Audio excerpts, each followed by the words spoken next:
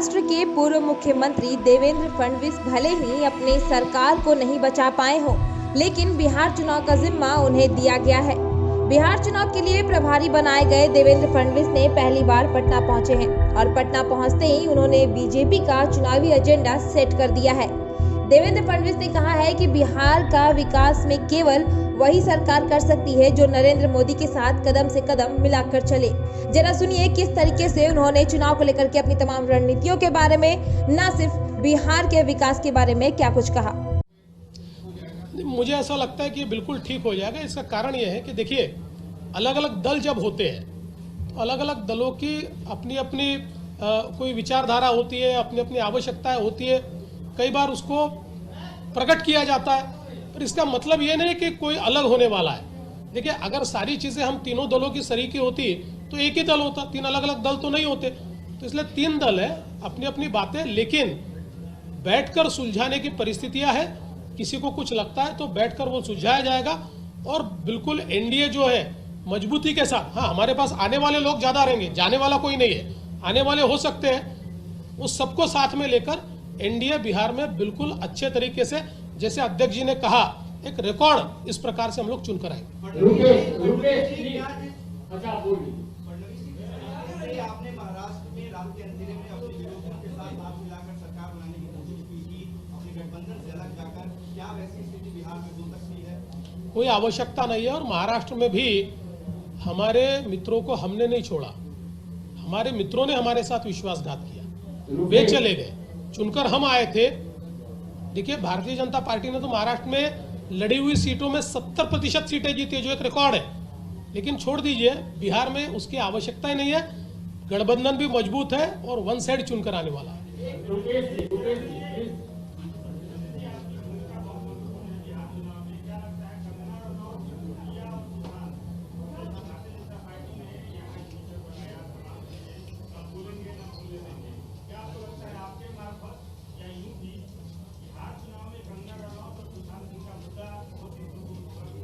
देखिए, मैंने पहले भी कहा, ये हम इसको चुनावी मुद्दा नहीं बनाना चाहते। जहां तक मेरे यहाँ आने का सवाल है, तो मुझे तो ये सारी घटना के पहले ही बता दिया गया था कि आपको बिहार में काम करना है। और ये एक आम आदमी की भावना का मसला है। और जो पॉलिटिकल पार्टी होती है वो तो आम आदमी की भावना का आईना होती है, उसमें उसका प्रतिबिंब उसको दिखता है। और जो आम आदमी की भावना है उसको हम इस रूप में रख रहे हैं। इसलिए हम कहते हैं कि न भूलेंगे न भूलने देंगे। मुझे ऐसा लगता है ये चुनावी मुद्दा नहीं है, पर न्याय जरूर दिलाएंगे और न्याय देने तक भारतीय जनता पार्टी चुप नहीं बैठेगी। सर, अक्सर ये बात कही जाती है कि लोकसभा चुनाव के मुद्दे अलग होते हैं, राज्यों के चुनाव के मुद्दे अलग होते हैं। लोकसभा चुनाव में बीजेपी ने जिन चीजों को लेकर वोट मांगा, आपने कहा कि मोदी के नाम पर जाहिर है आप वोट मांगेंगे, एनडीए वोट मांगेगी। क्या राष्ट्रवाद भी मुद्दा होगा? क्या धारा 370 भी मुद्दा होगा? क्या राम मंदिर भी मुद्दा होगा? देखिए, राष्ट्रवाद ये हमारी विचारधारा है, ये हमारे लिए चुनाव का मुद्दा नहीं है। राष्ट्रवाद तो हमारे खून में है, तो उसको तो हम छोड़ ही नहीं सकते। और जहाँ तक 370 का सवाल है, राम मंदिर का सवाल है, मैं ऐसा मानता हूँ प्रधानमंत्री मोदी जी एक ऐसे नेता है जो बोलते वो करके दिखाते हैं। कई लोगों को ऐसा लगता था, और हम भी कभी कभी सोचते थे कि क्या हमारे जीवन में जिन चीज़ों के लिए हमने संघर्ष किया वो पूरी हो पाएगी? क्या 370 हट पाएगा? क्या राम मंदिर बन पाएगा? मोदी जी ने उसको करके दिखाया।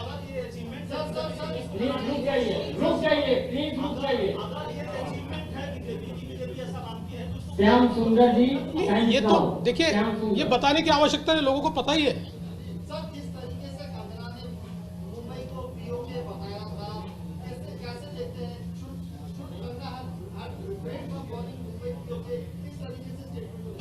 देखिए, बिल्कुल हम लोगों ने स्पष्ट रूप से कहा कि मुंबई को पीओके नहीं कहा जा सकता। मुंबई एक देश की आर्थिक राजधानी है, मुंबई एक सपनों का शहर है। दुनिया भर से, देश से लोग वहां आते हैं और अपने सपने पूरे करते हैं, इसलिए उसको पीओके कहना गलत था। कंगना ने भी उसके बाद ये कहा कि मैंने मुंबई को नहीं कहा, चलाने वालों को कहा, जो लोग सरकार चलाते हैं उनको कहा। लेकिन मुझे ऐसा लगता है कि इस प्रकार की टिप्पणी नहीं होनी चाहिए।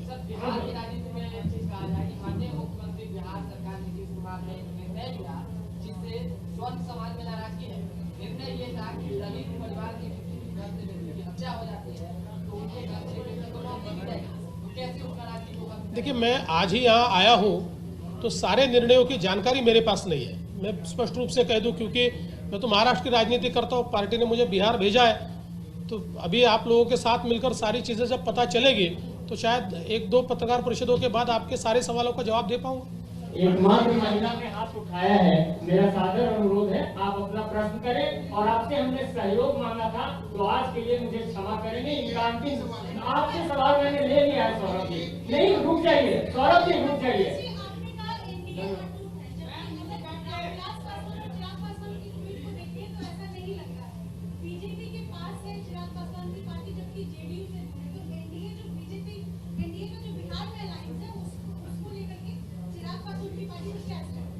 देखिए, पार्टियां कोई ट्वीट पर थोड़ी चलती है, पार्टियां तो आपस में बातचीत करके चलती है, आपस में बातचीत करके चलती है। और मैंने जैसे पहले भी कहा कि ये हो सकता है कि किसी के विचार कुछ अलग हो या किसी एक मसले पर किसी को कोई अलग बात लगती हो, ये सारी चीज़ें बैठकर ख़त्म हो सकती है। देखिए, मैं तो ये कहता हूँ कि जो लोकसभा के समय हमने अलायंस किया, ये सबसे डिफिकल्ट अलायंस था।